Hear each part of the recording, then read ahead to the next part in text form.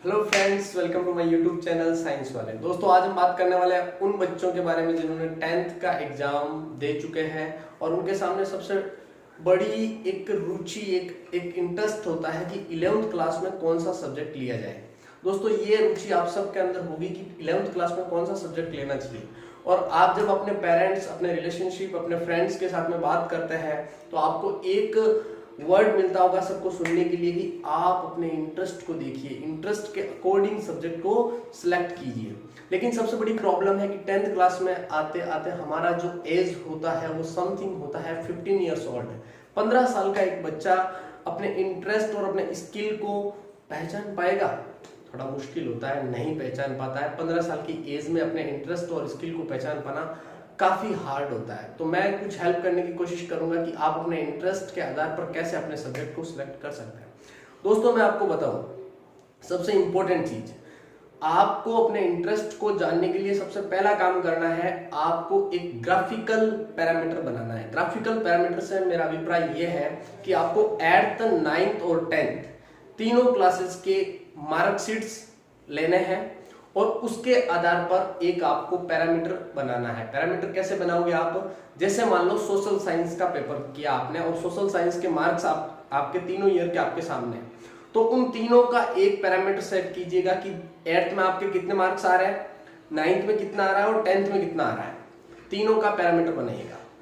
फिर इसी प्रकार से मैथ्स का और इसी प्रकार से बाकी सब्जेक्ट्स का बनाएगा और उसके आधार पर आप चेक कीजिएगा कि आपके तीनों ईयर्स में किस सब्जेक्ट में सबसे ज्यादा मार्क्स आ रहे हैं। जिस सब्जेक्ट में आपके सबसे अधिक मार्क्स आ रहे हैं, कहीं ना कहीं इंटरेस्ट भी आपका उस सब्जेक्ट में अधिक है। ये एक छोटा सा तरीका है जिसके आधार पर आप अपने इंटरेस्ट को पहचान सकते हैं। सेकंड जो तरीका है वो बच्चों ये है कि आपने पूरे साल में किस सब्जेक्ट को सबसे अधिक टाइम दिया है। वो कहीं ना कहीं आपका इंटरेस्ट होता है। जो सब्जेक्ट आपको पढ़ने में सबसे इजी लगे, जिसके साथ आप ज्यादा वक्त बिता सकते हैं, वही आपका इंटरेस्टिंग सब्जेक्ट होता है। थर्ड जो तरीका है किसी भी सब्जेक्ट को सिलेक्ट करने के लिए वो होता है इंफॉर्मेशन।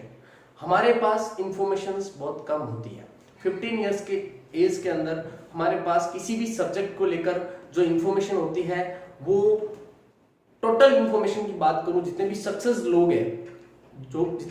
लोग हैं उनके कंपैरिजन में यदि बात करूं तो हमारे पास 1% इंफॉर्मेशन भी नहीं होती है। तो दोस्तों, हमारे ब्रेन के अंदर इंफॉर्मेशन की कमी होती है। इसलिए हमें क्या करना है, सभी सब्जेक्ट्स को लेकर सबसे पहले इंफॉर्मेशन निकालनी है। चाहे आप यूट्यूब से निकालें, चाहे आप अलग अलग बुक्स पढ़े, चाहे आप अपने पेरेंट्स के साथ बात करें, जो सक्सेस पर्सन्स हैं उनके साथ बात करें, उनसे आपको बहुत हेल्प मिलने वाली है, आपको इंफॉर्मेशन मिलने वाली है। इंफॉर्मेशन के आधार पर आप आगे का जो सब्जेक्ट है वो सिलेक्ट कर सकते हैं। दोस्तों, फोर्थ पॉइंट जो है मेरा, वो मैं बहुत ही इंपॉर्टेंट चीज बताने जा रहा हूं आपको कि कभी भी एक सब्जेक्ट जब आप सिलेक्ट करते हैं तो आप उनसे बहुत ज्यादा उम्मीदें बांध कर नहीं बैठना चाहिए। जैसे मान लो आप मैथ सब्जेक्ट ले रहे हैं, बायो ले रहे हैं, आर्ट्स ले रहे हैं या कॉमर्स ले रहे हैं, तो हमारी एक सोच होती है, जैसे ही सब्जेक्ट लिया, जैसे मान लो कि आपने मैथ्स लिया तो एक माइंडसेट होता है कि मुझे इंजीनियर ही बनना है। ऐसा ना सोचें। बायो लिया तो मुझे डॉक्टर ही बनना है। ऐसी चीजें हमें अभी नहीं सोचनी है, क्योंकि आप 10th क्लास में हैं। आप अभी अपने जो टर्निंग पॉइंट होता है, जो जब पढ़ाई शुरू होती है, बेसिक्स क्लियर हुए और अब पढ़ाई का मेन स्टेज स्टार्ट हुआ है, तो उस गैप में है दोस्तों। अभी आपको इस प्रकार का बैगेज अपने सर पर बिल्कुल नहीं रखना है। आराम से, यदि आप मैथ्स को सिलेक्ट करते हैं तो अच्छे से आप मैथ्स को पढ़िएगा, पूरा फोकस कीजिएगा। उसके बाद ग्रेजुएशन कंप्लीट होने के बाद इन चीजों के बारे में आप सोचना कि आपको सोचने की जरूरत ही नहीं पड़ेगी। एक्चुअली आपने यदि अच्छे से स्टडी किया है तो आपके सामने इतने सारे ऑप्शंस खड़े होंगे कि आप कुछ भी कर सकते हैं। दोस्तों, आगे बात करूं मैं, लास्ट ऑप्शन की तरफ आता हूं। आप जब सब्जेक्ट को सिलेक्ट करते हैं तो उससे पहले एक चीज जरूर कीजिएगा। सब्जेक्ट सिलेक्ट करने से पहले आप कुछ क्लासेस जरूर लीजिएगा। चाहे आप ऑनलाइन क्लासेस लो, चाहे कॉमर्स की लो, चाहे मैथ्स की लो, चाहे बायो की लो, चाहे आर्ट्स की लो, आप कुछ ऑनलाइन क्लासेस लीजिएगा।